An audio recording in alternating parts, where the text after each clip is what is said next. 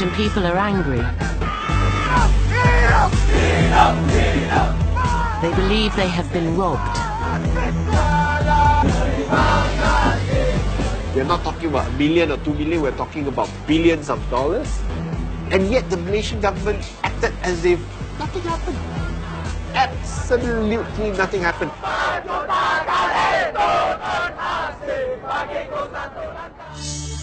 The money has gone missing from a company called 1MDB.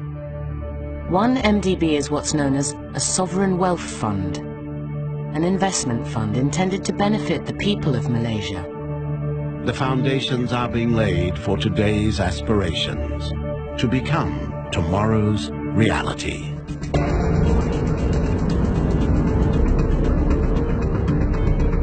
Tony Puer is an opposition MP.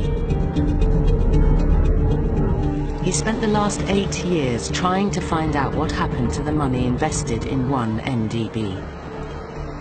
I thought it was really strange for the government to set up a company and borrow about $1.2 billion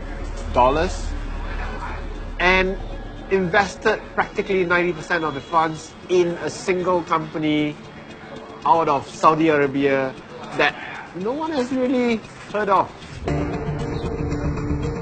That company was called PetroSaudi.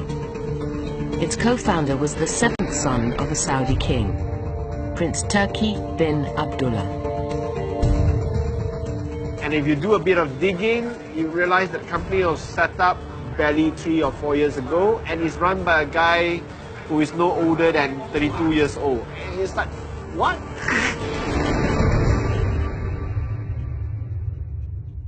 And that's when you start asking questions and start digging to see if there's anything strange going on and if it is even a real deal in the first place.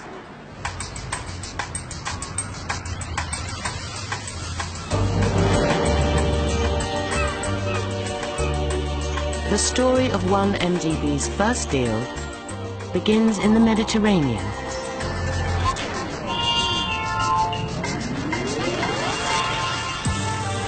The very start of the whole 1MDB adventure with PetroSaudi took place on a grand yacht off Monaco, the Tatouche, which had been hired by Prince Turki for the occasion.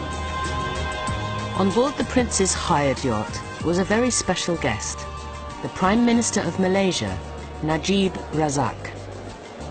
Prince Turki was there from the start, and he entertained Najib and his wife Rosma and some of their children on board this yacht at the time that the deal was made.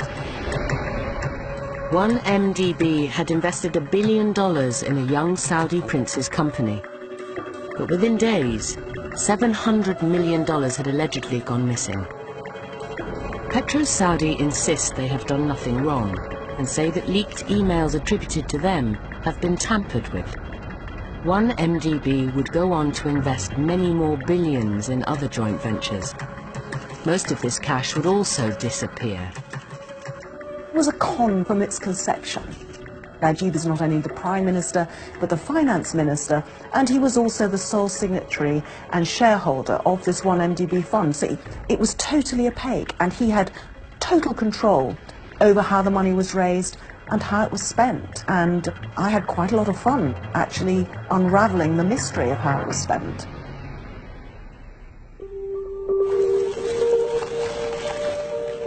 The Malaysian people were left with nothing, except huge debts. You were promised a tasty bowl of noodles, full of meat, vegetables, dumplings, and the people will get to enjoy the feast. I was suspicious. We know that they're going to siphon off the meat and give it to themselves. But what actually took place, what really took place, not only they took the meat, they took the dumplings, they took the whole bowl of noodles. And the only thing they left for us is for us to taste the spicy chili. It hurts.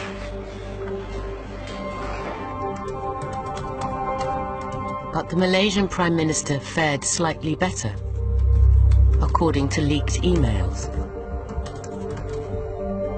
What they told me was that $681 million had been transferred into the Prime Minister's personal account in March 2013 as part of the 1MDB supposed joint ventures of that time.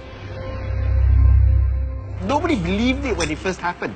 Why would the Prime Minister be so stupid as to transfer that big an amount of money into his personal bank account? No, when I met people on the streets, they were asking me, nah, that's false news. But later on, we discovered it was true.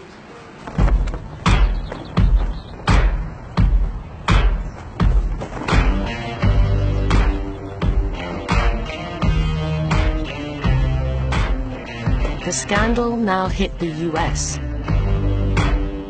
The FBI called 1MDB the biggest kleptocracy case in history. They started seizing assets, a painting by Monet, a $33 million jet, properties in Beverly Hills, all they claimed bought with money stolen from the Malaysian people. The cash had even been invested in a Hollywood movie, a film that just happened to be about rampant corruption and fraud.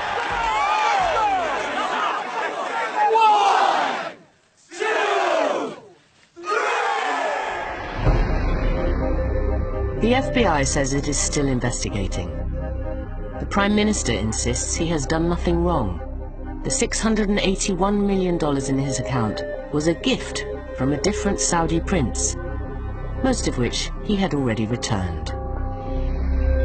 And what of the Saudi prince who signed the first ever deal with 1MDB? While there is no evidence that he personally took part in the alleged scheme to defraud 1MDB, leaked company emails do suggest he made a lot of money on the deal. All Turki Bin and Davla knew was that he was getting a vast commission for what was involved here.